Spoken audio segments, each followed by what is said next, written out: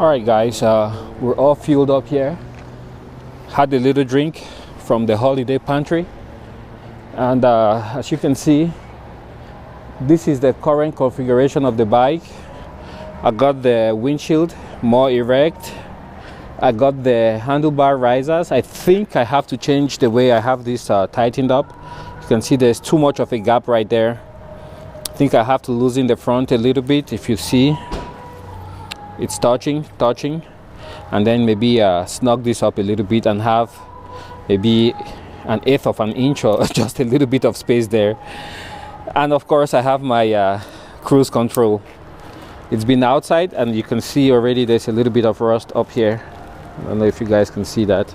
So it might be a bad idea leaving that outside without any form of covering on the bike.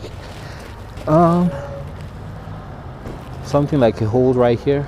I don't know what was there before, but that's kind of weird right there. Otherwise the bike looks dirty, but it's very functional. Trust me. And then you have this center stand. Oh, that's the side stand, but the center stand, I understand. Oh, this is the center stand. Yep, it gets snagged on stuff if you're riding with the center stand in place. So people who go do a lot of off-road, some of them take it off, but as you can see, mine is still in place. All right, the bike definitely needs a good hosing. The front wheel is dirty, but not as bad as the rear wheels, where I put some chain lubricant on, and you can see how it attracted all that dust. Okay, I'll get me some fuel for myself and then I'll head out. From when it was showing F, I put in 2.2 gallons, as you can see, of premium 91, and I think 91 shouldn't have any ethanol, hopefully.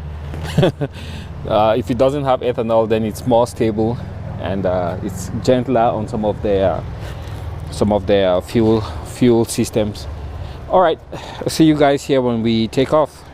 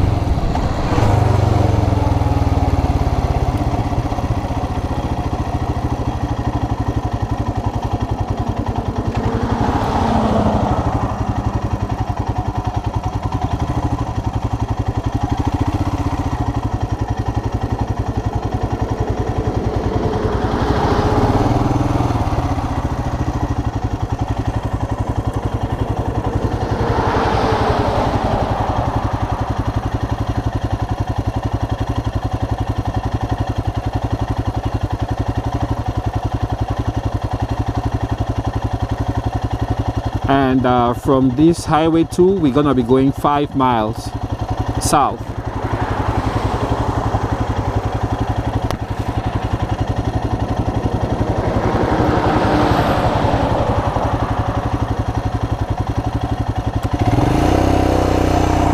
We got green.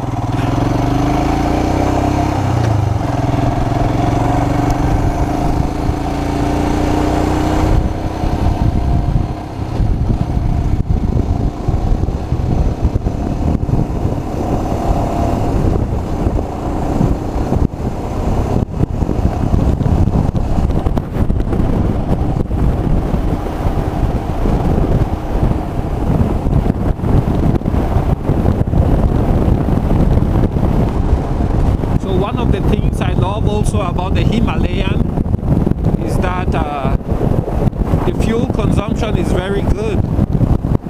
So it gives you a very wide range, and that's very important if you're riding in off-road or where it's difficult to get gas. Here the towns are usually between about 20 to 30 miles apart, but if you are in the, taking the back roads, you might have to go further at times just to get to the gas station. So I love the fact that the Himalayan doesn't consume too much gas. Some people think that it's a little bit lean, but for me it's just worked out perfectly. I think it's okay.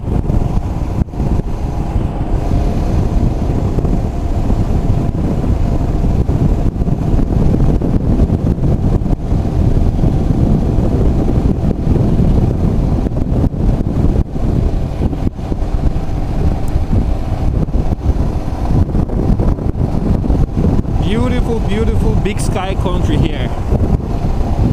I love it. At our destination for the day.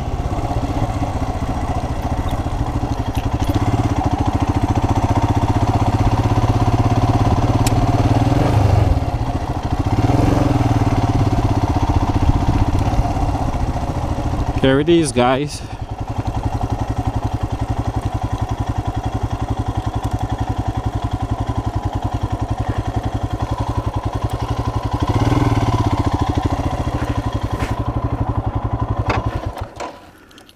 All right, let's turn off the bike.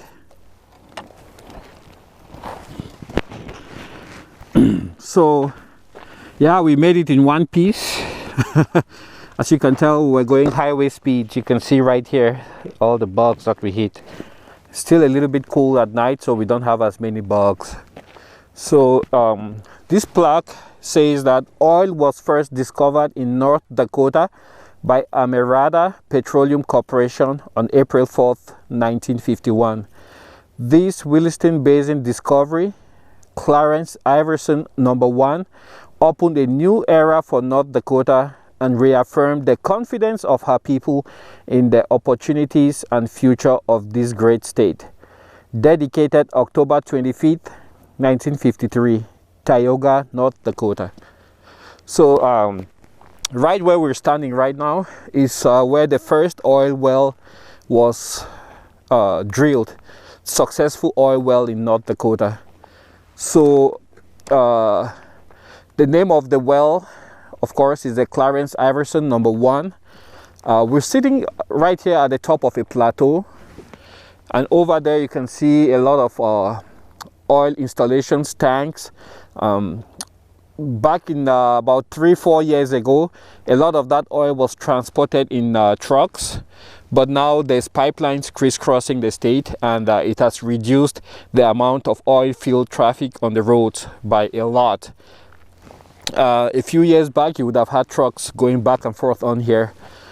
During that phase, they were building the infrastructure, and now a lot of the oil is transferred by pipeline. You can still see 2 trucks there. They're oil trucks heading out to those facilities.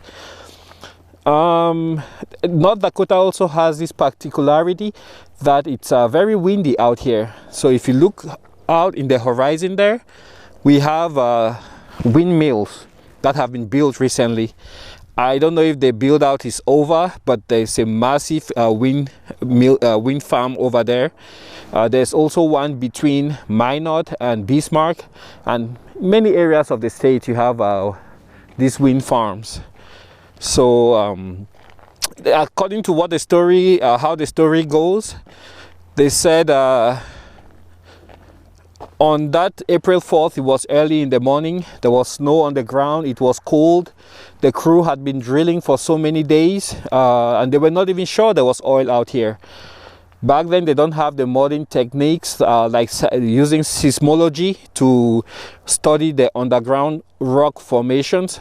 So you had these people called the wildcatters who would come out, look at the geography of the place, pick up the soil and look at it, and from there make a determination if they should drill or not to drill. So you had a wildcatter who came out here, and they did really well, and they hit gold.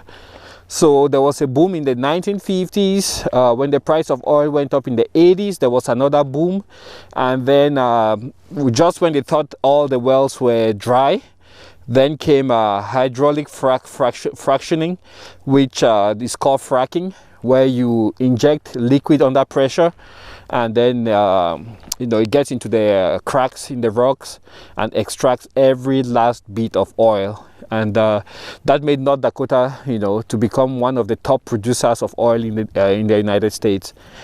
Well, now you guys have taken a good look at where the first well was drilled in North Dakota that actually produced oil. Today it's long gone, but this is the place. All right, we'll get back on the bike and hit the road. The Himalayan has performed very good. Met a guy on a Harley and he was asking about it. It's a weird bike and that he's never seen one like this. So I told him it's made in India, and you can actually buy it now in the United States. Very affordable, and yeah.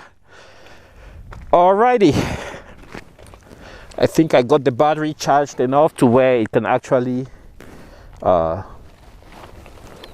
start without any issue. See,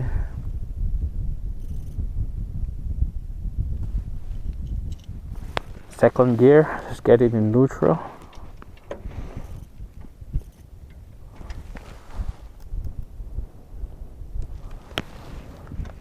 Not quite. Second. Okay, that's neutral. Alright guys, we'll get back on the road here shortly. Just the time for me to get a few pictures.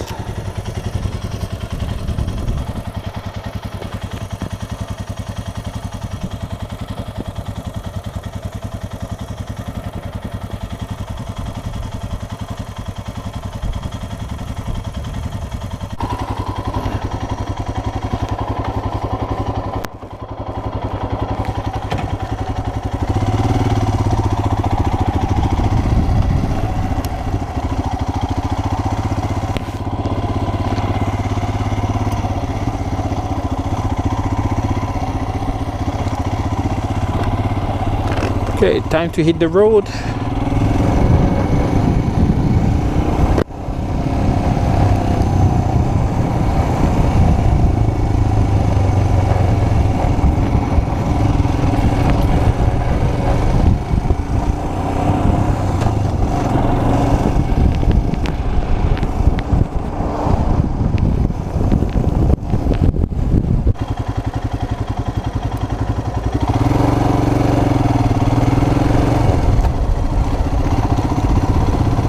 That's Tioga.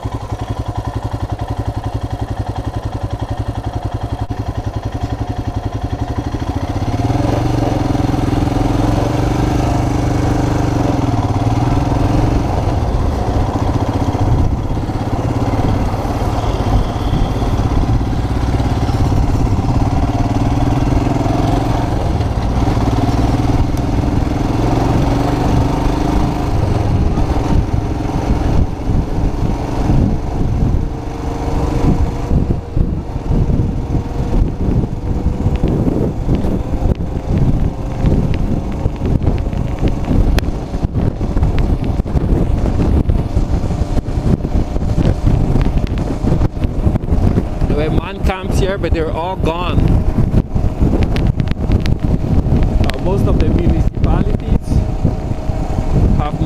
stated that you need to have permanent structures and not, man camps, as they were called. So we're getting into town.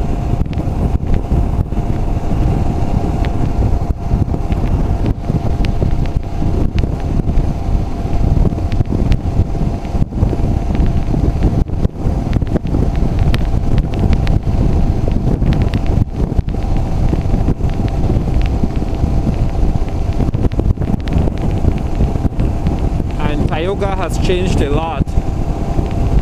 The airport is to the right. I believe they have a gas plant here, which is one of the major employers in town, and they also have a rail loading facility where they do transport crude oil by rail.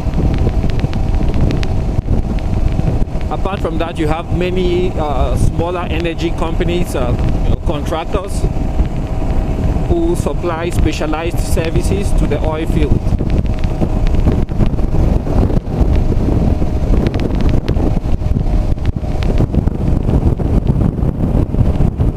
And out there to the north, you can see the images might be very tiny, but there you have the wind farm with lots and lots of windmills.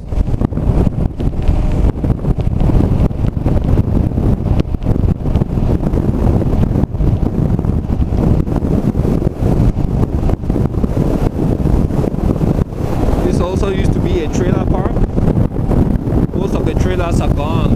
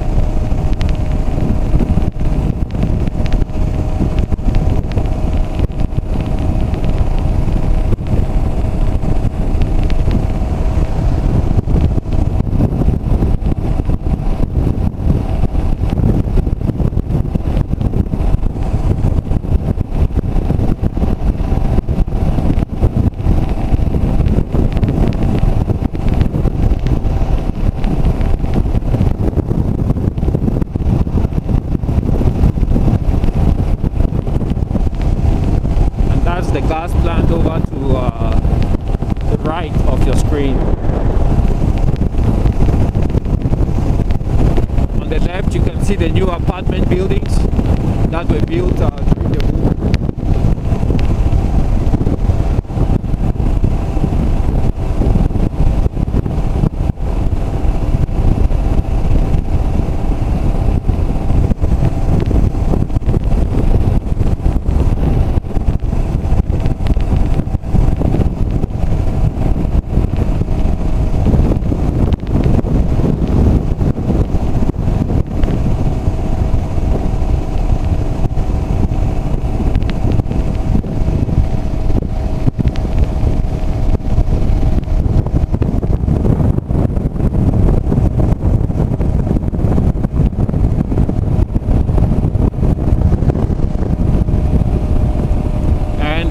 Stop at the gas station, the local Cenex.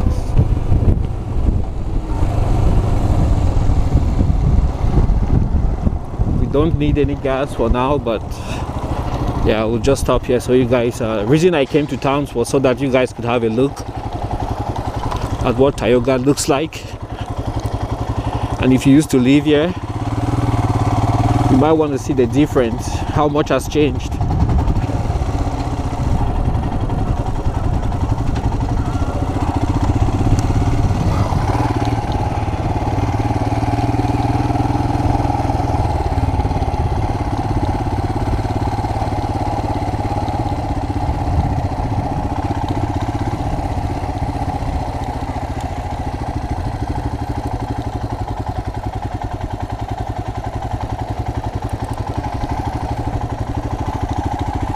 This is Pinnacle.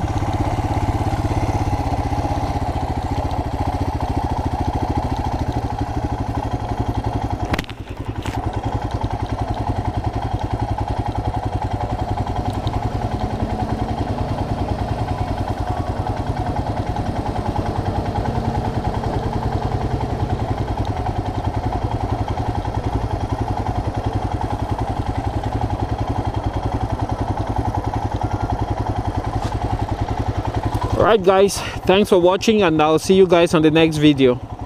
Bye.